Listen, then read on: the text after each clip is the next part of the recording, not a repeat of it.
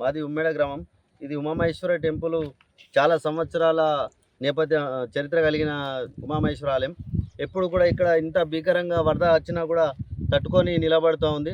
1000 సంవత్సరాలు 1016వ సంవత్సరంలో రాజరాజ నరేంద్రులు ఇక్కడికి వచ్చినారు. వచ్చి ఇక్కడ శిలాశాసనం కూడా ఏర్పాటు చేసి మనకు దాన శాసనం ఇక్కడ ఏర్పాటు చేసినారు.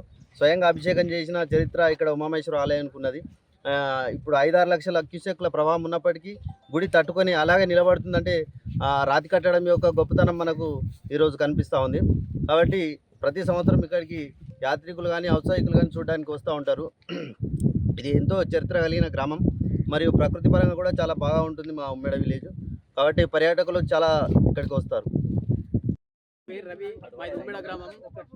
ఇది ప్రాచీన దేవాలయం గల ఉమామహేశ్వర ఆలయం ఇక్కడ ఉంది. మొన్న కొత్తగా 2015వ సంవత్సరంలో గోదావరి పుష్కరాలు కూడా జరిగినాయి ఇక్కడనే. మన తెలంగాణ గవర్నమెంట్ వచ్చినప్పుడు శాంక్షన్ అయింది.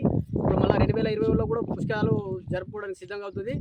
ఇది ఈ వర్షాకాలం టైంలో మీద గంగా వాటర్ వచ్చినప్పుడు మన విష్ణుపూరి పబ్లిక్ గేట్లు లేపిన తర్వాత ఈ వరద కొనసాగడం అనేది జరుగుతుంది.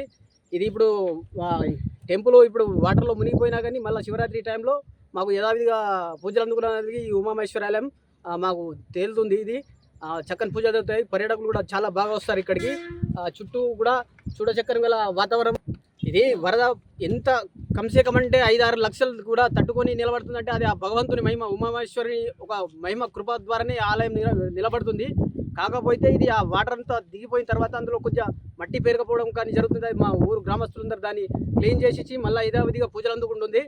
కానీ ప్రత్యేకమైన ఆలయం ఉమామహేశ్వర ఆలయం అంటే ఇట్లా భక్తులకు నమ్మదగినది అయిపోయింది. ఇప్పుడు ఇక్కడ నుంచే కాదు, నాసిక్, ముంబై, మహారాష్ట్ర, ఇటు ఆదిలాబాద్, అటు రకరకాల రాష్ట్రాల నుంచి కూడా భక్తులు ఇక్కడికి వస్తూ ఉంటారు. ఇది చాలా ఫేమస్ అయింది ఆలయం అన్నట్టు.